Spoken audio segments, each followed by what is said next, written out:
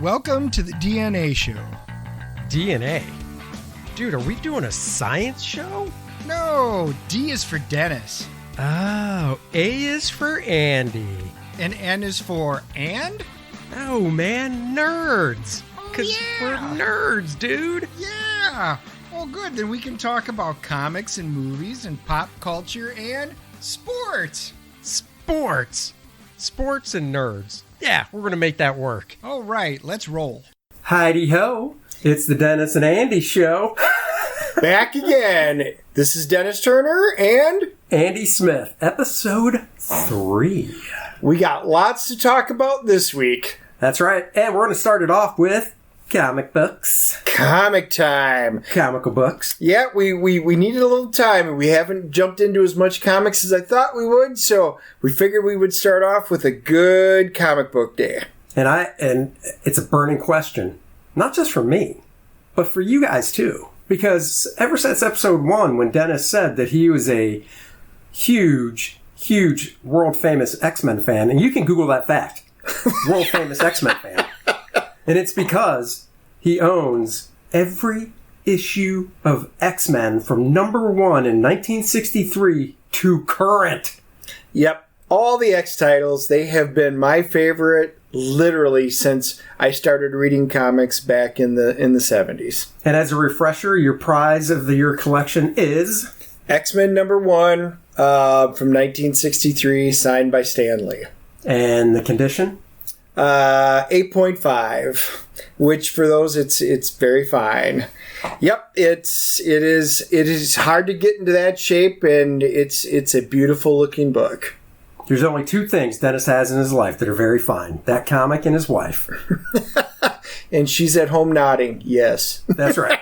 She's going, you're damn right, I'm very fine. She goes, I'm near mint. Screw that. I'm higher than that book. Damn you for equalizing me to that book. Hey, so the burning question is, how many issues of X-Men would you say that is in total now? 600 something? What is that? Well, that's just an uncanny. No, and that's what we're talking about. We're focusing just on X-Men.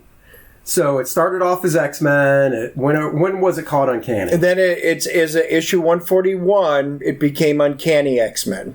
Okay, so from issue 1 in 1963 to current, how many issues? Well, there's 544 under Uncanny X-Men.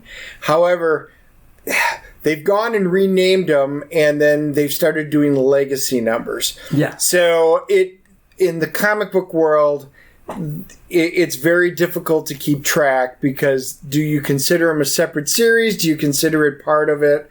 And it keeps going back and forth. But they introduced a couple of years ago here when they went back to the original legacy numbers. So yeah. Legacy, what's it up to? Do you think?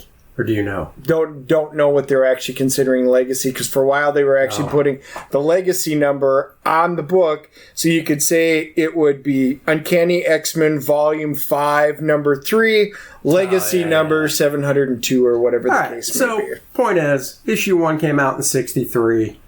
The book's older than us. Yeah. He's still collecting it. I've collected X-Men on and off.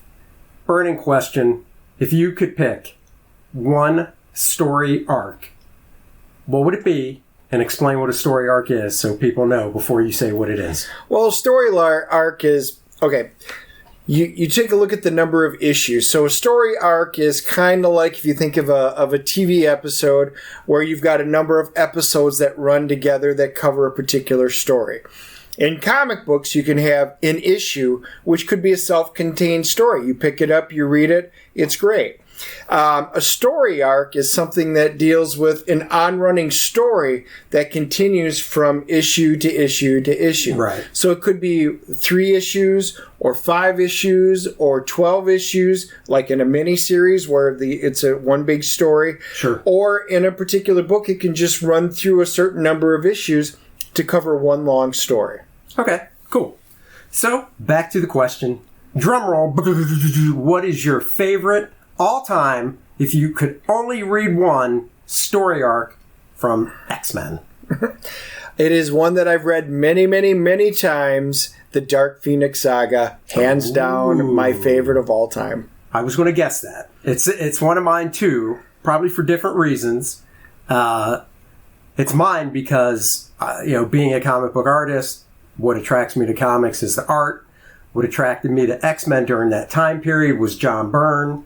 Yep. He was, it was the team of John Byrne and Terry Austin. Terry just brought such a shine to John's pencils, inking it, that it was so modern looking and above everything else at the time. But for you, why the Dark Phoenix saga? And when did it run? Like, give everybody the background if they want to try and find original issues. Is it trade paperback?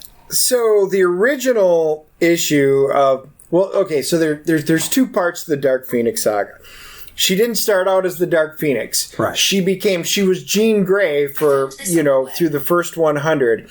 And then it became Phoenix. So in issue 101, she winds up emerging from the water. Basically, she returned from a mission in outer space.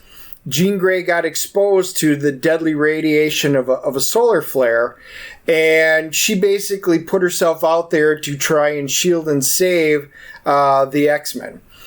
She wound up crashing, into the water, and then she died. All right, but she reemerged from the water later on in episode 101 as the Phoenix. Wow. And in the Phoenix, that was she had gotten her new costume. It was green, and then it had the Phoenix, like a gold Phoenix in the middle of it. And so that was the launch of Phoenix. So that was what she became in the new series. And I remember that was drawn by Dave Cockrum, who was a fantastic artist, worked on the book for many years before John Byrne took over. All of this stuff is written by Chris Claremont. Chris was on X-Men forever. Yes, and another reason why Chris is probably one of my favorite writers in all of X-Men history, part of it is because of what he did with this saga. Sure. I mean, it was so hard-hitting and felt... the emotions that were put into it, I mean, it was unlike anything I had read in any of the other ones. I'd read, Fantastic Four and Avengers, and they were all good books. But the writing, and then combine that with the, artwork of Cochran and then Byrne, it's just my favorite, period.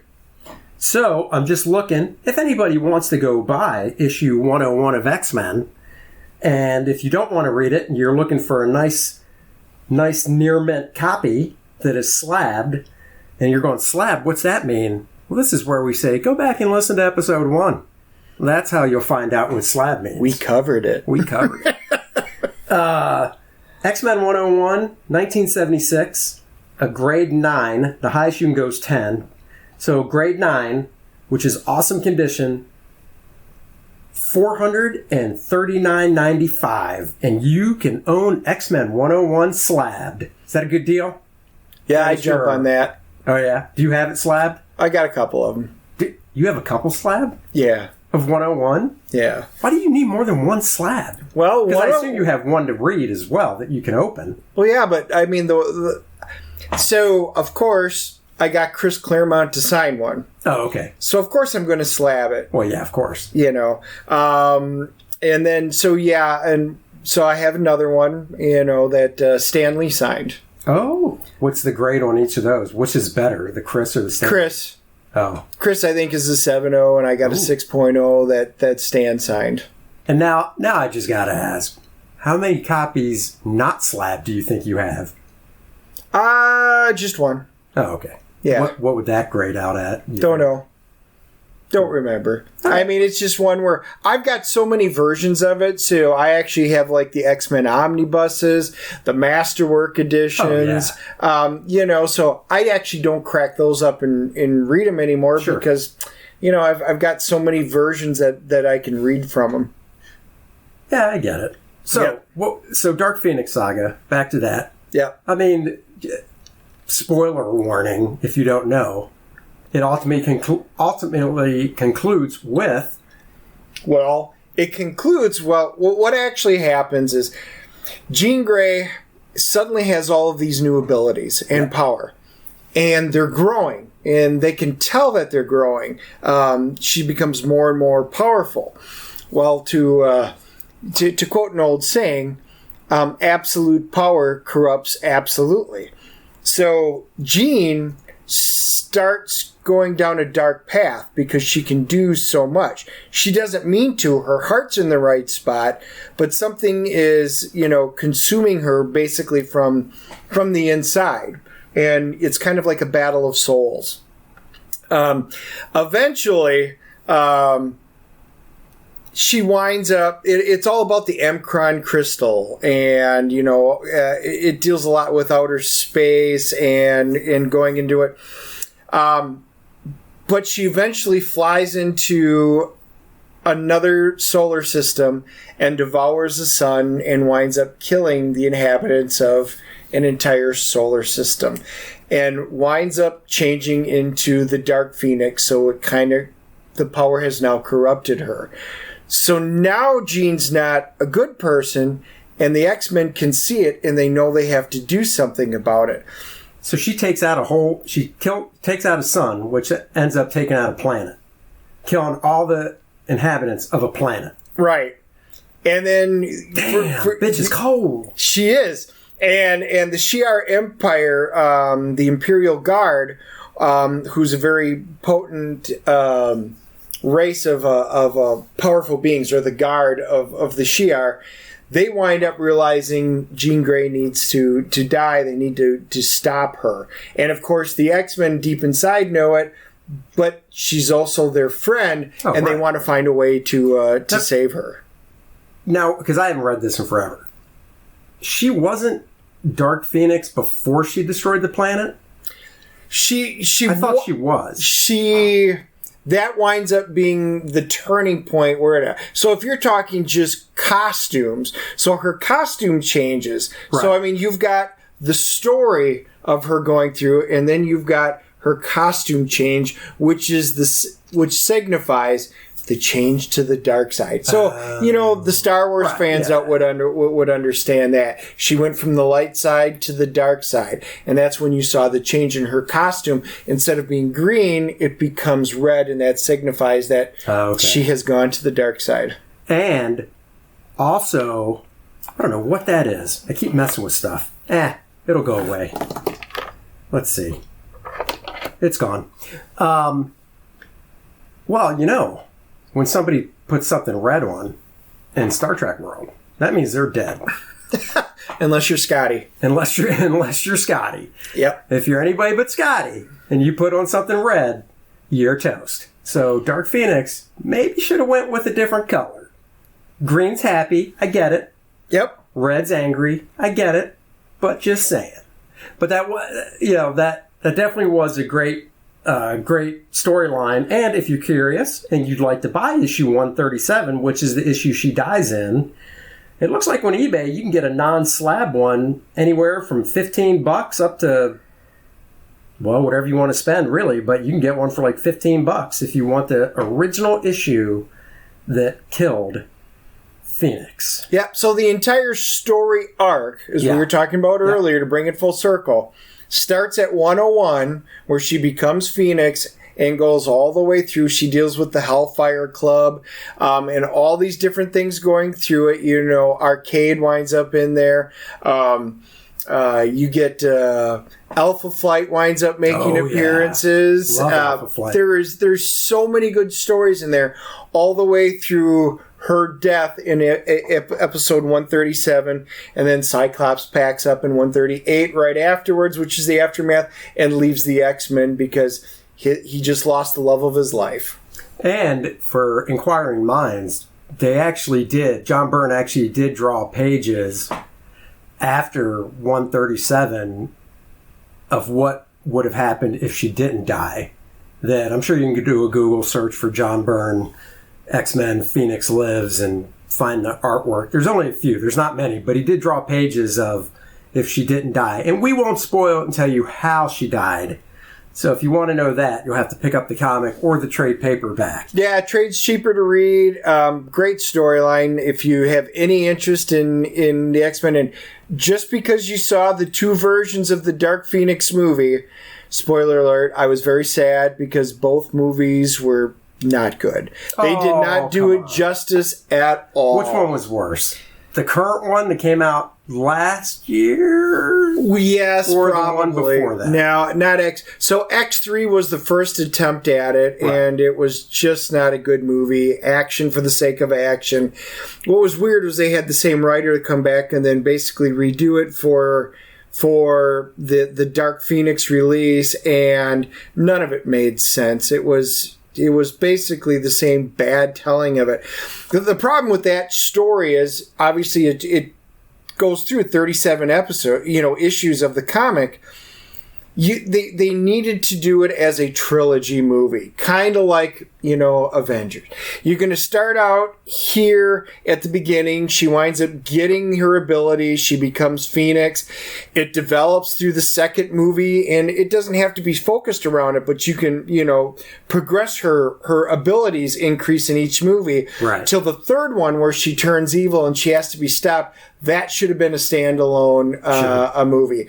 So, since Marvel is now owned by Disney and they have the X-Men, let's do it right this time. But because you've done it poorly twice, we need a little bit of a break before we do it right. Well, I think Marvel, when they eventually get around to the X-Men, which I'm going to go out on a limb and say we don't see an X-Men movie before 2025.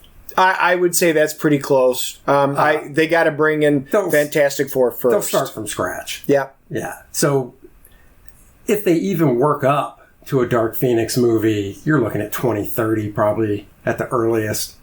So, I'll be 35 in 2030. So that's cool. I can roll with that.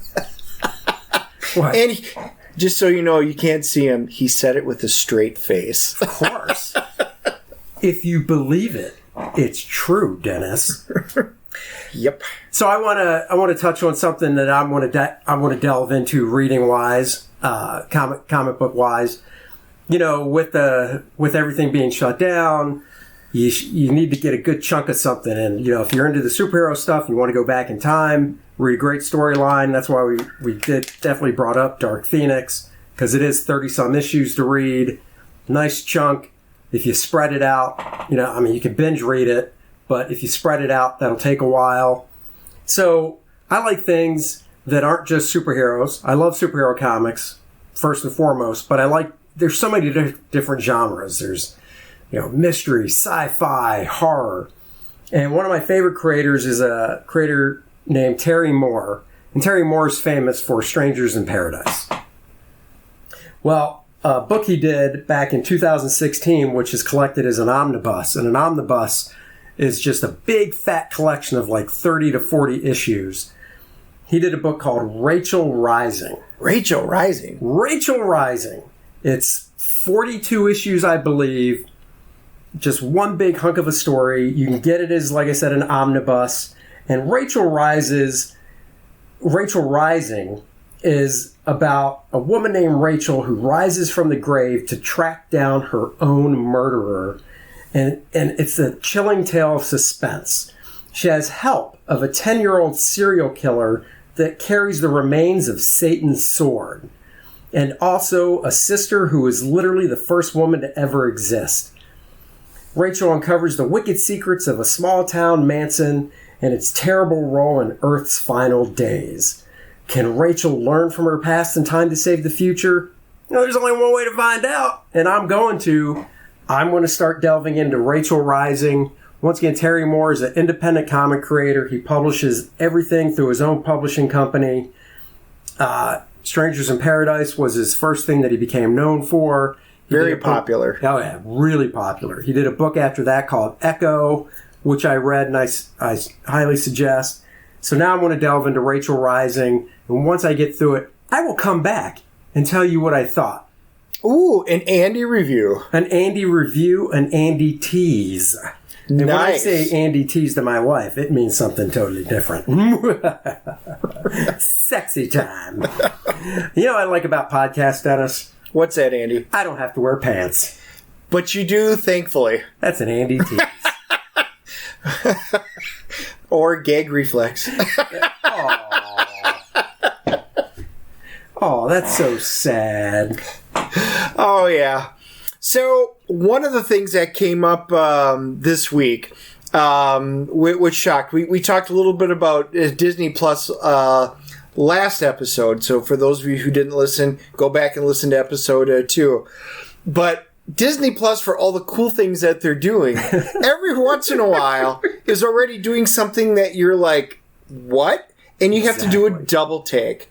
So this week, what did Disney Plus? So we all remember the movie Splash. Oh my God. It made a splash, no pun intended. It literally did. Daryl Hannah, Tom Hanks, we all remember seeing that are our age when it came out. Did that not really, if I remember right, because it came out in 1984, launch Tom Hanks' movie career?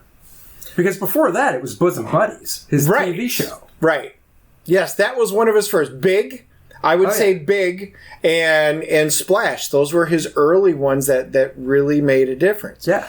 And Daryl Hannah became incredibly popular at that time because of the movie Splash. Right. So for those younger listeners, Splash is about a mermaid. Everybody goes, "Oh, Ariel, Disney." No, before that, well before. Daryl Hannah. It was a real movie, and she was a mermaid and fell in love with Tom Hanks and vice versa. One of the great things about it was Daryl Hannah was not only good looking; she was tall, blonde. However, in the original version of the movie, and yes, I said original version, they've got her and she runs into the water and she's naked. You don't really see anything because she's got really, really long hair.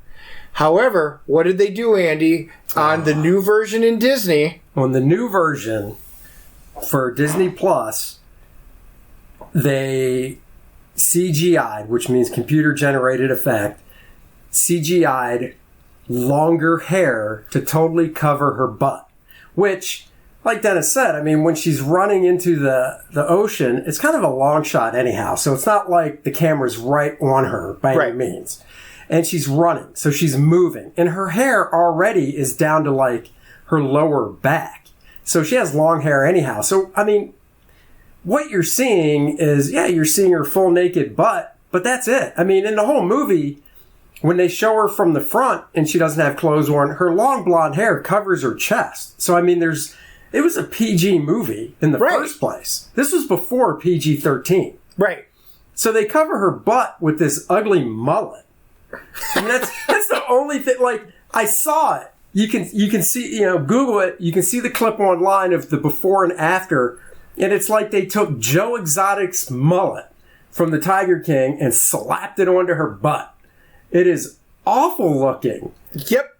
You might as well just digitized it out. I mean, it is just utterly ridiculous and unnecessary. You know what they should have done? You remember that old SNL skit with the butt paste? Fat paste? For plumber's crack? Yes. They would have done better if they just went in and CGI'd out her crack. I mean, seriously, just totally see, because she's a mermaid anyhow. Why does she actually have to have a normal butt crack like regular people? Right. Or instead of running it in, maybe they could have, if you're going to spend the time and money to digitize it, maybe have them start slowly turning into scales or something like that as she's going into the water. Or honestly, the scene itself takes less than 10 seconds. Just cut it. Just literally go from... Because the basic setup is you see Tom Hanks' reaction shot. So from chest up, shoulders up. And he's like, no, don't leave me, whatever. And then it cuts to her running into the water. Right. Well, why not do Tom Hanks' reaction shot?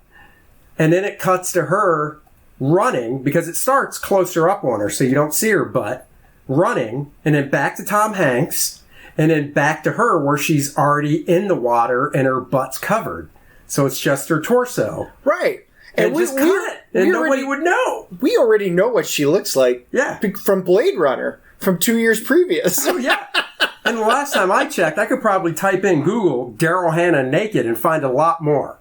Right. So, the thing is, there was nothing to it in the first place. You didn't even blink twice at it, even as a kid. So for them to go in and push something like that, it It's just unnecessary. It brings more attention to it. It does. It's like, you know, I have a child. She's a teenager. Dennis has 2 kids, early 20s. We were both kids. And you know, when your parents told you not to do something, you just want to do it more. Yep. Well, guess what? You do this, and especially paying attention to it, like the news articles. Like, I found it on CNN. I found it on Comic Book Resources, which is a comic book site I go to. You're just making people, and maybe that's Disney's play, is to go check it out.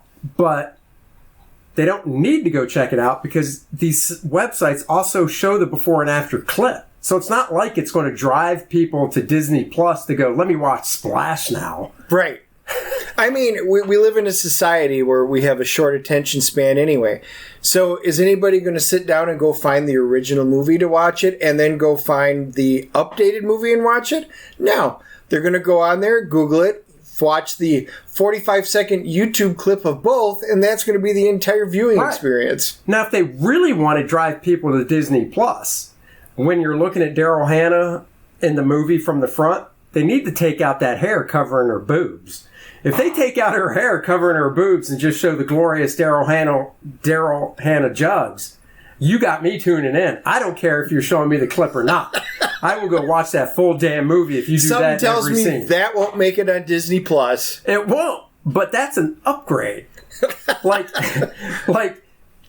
okay. Then they'll just come up with a new channel, Disney X. That'll be the adult version for Andy. That's what I'm talking about. Then you can do Splash with a whole new meaning.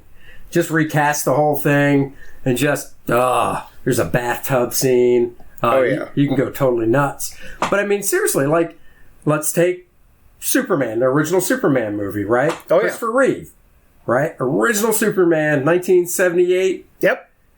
Take that movie. When it came out, the 40th anniversary a couple years ago, you could go see it in movie theaters, a Fathom event. Yes, the Fathom event. I went and did it because, you know what? I saw it in the theaters when I was 9 years old. Well, I want to see it in theaters 40 years later, 40th anniversary. But you know what pulled me right out of that movie? Those shitty special effects. Oh, special effects again. Oh my God. When the dam breaks in Superman, it looks like somebody just dumped a bucket of water on some of my toys. Oh, look at the Hot Wheels cars floating by. Ooh, look at the little plastic buildings getting destroyed. Yep, I understand. When Krypton blew up in the beginning and they shook the camera and they had the people just looked like they were dancing or having seizures instead of like an earthquake and stuff blowing apart. But it's still a good movie. It is, but dude. I understand. Dude, I like Henry Cavill as Superman. Yep. I think he's awesome. I like Man of Steel. I didn't even mind in the end of Man of Steel, spoiler alert, when he broke Zod's neck. You know? I did. And killed Had a him. huge problem with it. We've discussed this ad nauseum. I think it was a fine movie up until then, but none of his actions justify it. We will debate this one of our episodes, probably for an entire episode. That's how much I despise what happened in that movie. Spoiler alert, future episodes, Dennis and Andy talk about Man of Steel and why Superman should have broke Zod's neck. Or shouldn't have, because he would never do that. Coming soon. So, I like the movie. I like Justice League. I like Batman vs. Superman. I like Henry Cavill as Superman. Yep. However, Christopher Reeves rocked it. I thought the costume was great. There was no padding on that costume. That was all Christopher Reeve. And look, full disclosure, Henry Cavill's a buff dude. He didn't need anything in his costume, but they still did some enhancements to it. Where they didn't need to. Just look at him in Witcher. They didn't need to. I mean, that dude is like bodybuilder buff. Like I say, you can see him in all of his glory on The Witcher right now. That's a hunk of a man if I do say so. Yeah, they didn't need any enhancements. No, not at all. But back to Christopher Reeve and Superman. Great movie. I'm telling you, if somebody could go in and redo the special effects, and not even the flying stuff is fantastic. I'm just talking about the dam flooding the town and Krypton exploding. If you made those effects look like effects do today, one, I don't think they would stand out to where you're watching it and you go, wait a second. everything else looks like 1970 something, and now these effects look like today. I really think you could stitch it together and it would look great. Because everything else in the movie looks real. So why not put in real effects of a dam flooding a town? So you're already advocating, let's go back, like in RoboCop, the original RoboCop, the effects do not hold up to time, so you're saying let's go back in and redo scenes to make them look better. I think it's a case-by-case basis. With RoboCop, yes, when the original RoboCop, whatever his name, not Peter Weller, not the human one, but the robot that comes in and shoots up the boardroom. Yeah, the Ed 201. Yeah. What was it called? I think it's Ed 201. That sounds right. Yeah. So we'll go with that. It's been a while. When the Ed 201 comes in and shoots up the boardroom, that just looks like a toy. And you can tell it's not in the scene. So it was claymation. I mean, it was stop motion. Right, it was stop motion filming. I think they could go in and with computer effects take those same scenes and not replace them, but just probably clean them up and make it look like it fits into the scene better than it actually does. So you're advocating George Lucas's Star Wars tinkering? God, no. Oh. God, no. Because the digital versions of Star Wars I've seen, for some reason, they thought it would be a good idea to put everything in focus. So there's no foreground, middle ground, background, and there's no, when you're looking at Luke and Han and everybody in the foreground of a scene and they're in focus, the background should be blurry, like movies are today and like it was originally shot. But when they redid the digital version I saw, they put everything in focus, so it feels like I'm looking at a play. So, for those of you who don't know, don't put words in my mouth, never seen, Dennis. I have to. That's the whole point of a podcast. Oh. So, the original Star Wars, when it was released in 1977, it was top effects technology And of I its thought time. it looked good. And like when you saw this, the TIE fighter flying through the space, Right. you could actually see a light blue box around it because that's how it was matted over the background star scene. And you could see it. So it was great for its time, but it didn't hold up over the decades. See, that's So- I don't know about that. So, no, well, what you're saying is, let's keep TIE Fighter looking the same. Let's not redo the entire scene. Let's just find a way to get rid of the blue box around it. Yeah. So it's a slight upgrade versus going back and redigitizing it or re-updoing it. Star Trek wound up doing the same thing when the original 3 seasons of the original series, the TOS, they released a version where they completely went through and did all new special effects. They cleaned up the scenes. They made everything brighter. The Enterprise was CG'd. The fight scenes were CG'd. And it worked. It I was just saying, really you're did. good with that. It wound up. I own the versions on Blu-ray that are both. Okay. So I can watch the original, hit a button, and immediately go to the same spot in the updated version of it, and you can see the difference. Now, I'm a huge fan of the original, but of course we're talking the late 60s Right. versus the brand new stuff. It's phenomenal what they did with it. In this case, I'm okay with it. Well, and I think there's the right way and the wrong way, and that was the right way. And I'm saying you could do that in RoboCop, and you're still I'm not saying replace that robot from the boardroom scene with an updated robot. I'm just saying clean it up to make it look like it's in the scene better. But I am saying in Superman, the flooding of the town, that whole scene needs to be reshot so it's not miniatures because it's Gotcha. awful. And the destroying of Krypton, same thing. You can just tell it's miniatures. Yeah. And I think if it was all redone and put back, it's spliced in, and just do the 2 versions. I mean, you'll get my money. I own the original Superman on DVD, and if they ever did that, I'd go out and buy that one as well. Yep. And I think it would just blend together better. And like I said, all the flying stuff, it's not as good as the flying stuff they do in movies now, but I think it holds up fine. Yeah, I agree.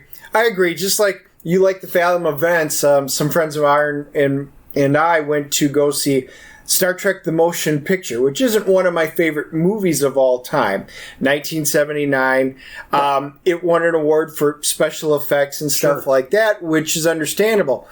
But that was 79 special effects. Right. So we still went and saw it, and, and it was the way it was originally released in the theater. And I will say, still not one of my favorite. It really was an hour-long episode that they stretched into a 2-hour movie. But the special effects held up. I was like, wow, I'm actually surprised. So it was a great time. And I actually enjoyed the movie because I actually walked out of there going, wow, this didn't suck. And I agree. It was you, myself, and another buddy of ours. And the special effects hold up. I totally agree. I was watching that. I wasn't pulled out of the movie. And I think that's it. I think even, like I said, I saw Superman in 78 when I was 8 or 9 years old, depending on when it came out. It came out in the summer, so I was actually 8. As an 8-year-old, I was just amazed. But I would have a hard time thinking as an adult, even back then, I wouldn't have been like, oh, look at those cute little toys they're flooding. You know what I mean? Right. You could just tell. Well, but 2 years later, like to an old Godzilla movie where it was all miniatures and a guy in a big suit just walking around stomping. But it's for its time as a kid. I was like, dude, that's awesome. I also think, though, with that, I think it was a technological thing. They didn't have the ability to do it any better. But I almost got the sense from the Japanese Godzilla movies that they were almost going for that. Does that make sense? Right. You know what I mean? Right, I would agree. God, what did I eat to make that fuzzy sound? I don't know. It's coming out of my mouth. All right, well, we're going to close out with a movie review. Yeah, a surprising movie review. So, just so those of you out there that know, Andy and I try and go see at least a movie a week. Not anymore. It's been difficult with the coronavirus. But we got a number of movies that we went and saw. And we always we don't want to just pick something that's going to be a hit. We always try and pick out a newer movie that, all right, well, let's give this a shot. Like Fantasy Island. We need to see it just to see what it is. But the one that we both went, you know what, let's give it a shot, was The Invisible Man.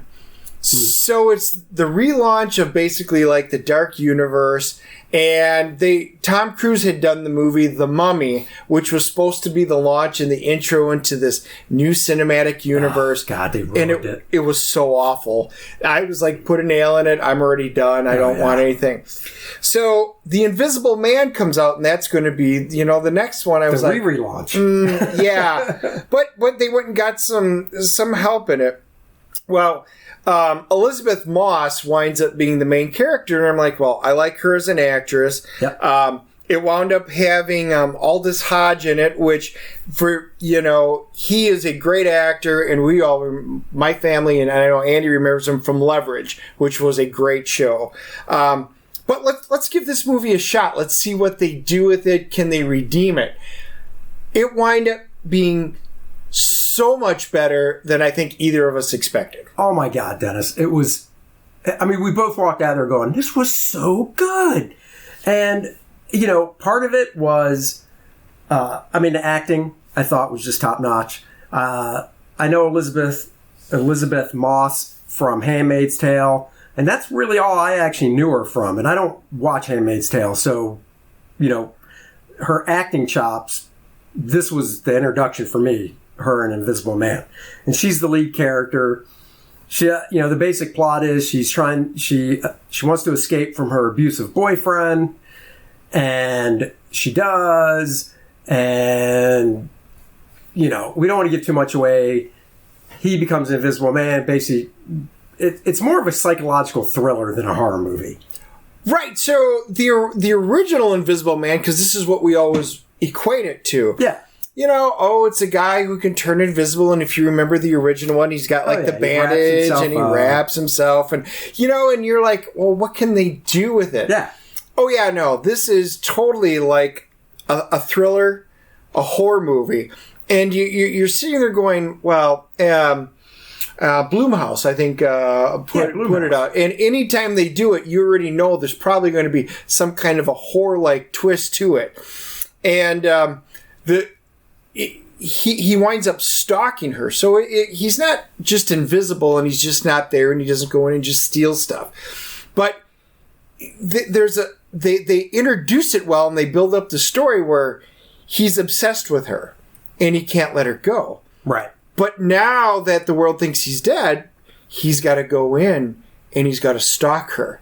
So there's a really cool scene, which is really what gets you invested in the movie. Like, she thinks he's out there, but everybody thinks she's crazy. Yep. And she's standing outside, and it's cold. It's winter. And she's standing there, and you can see her breath. And then all of a sudden, the camera's like on her, but you can see the back of her head. And then all of a sudden, she can see like she's getting the hair standing up on the back of her neck. And you can see someone that's not there breathing because you can see his breath showing up right behind her. And you may have seen that in one of the versions of the trailers. But that moment, you suddenly got goosebumps. You're like, oh, it was so well put in. It was phenomenal. And the thing I liked about it, too, is it's not like, you know, when the first Invisible Man came out, where it was a guy that takes a serum or something that turns him invisible in the 40s or whenever it came out, you're like, okay. And that's what I liked about this one was going into it, I was like, there's no way they're going to do that. Because even though you've got superhero movies and extreme sci-fi, you just can't see something as simple as, I'm just going to drink this or swallow a pill and become invisible. It's technology that helps along. And that's not a huge spoiler. They allude to it and stuff. But just how they do it is so cool. And the effects are so well done. Of course, there's obviously, I can't think of a movie in the past 20 years or so that needs to have effects redone like we were talking about with older movies from the 70s. The cast is fantastic. Oliver Jackson Cohen plays Adrian Griffin, her abusive boyfriend that kills himself. And he's a piece of work. He's a piece of work, let me tell you. The thing I like about the casting of Elizabeth Moss is, God, this could fall into the category of backwards compliment. She's an attractive woman, but she's the girl next door. She's not the supermodel. Right. And she's an A-list actress in my book, so it has nothing to do with that.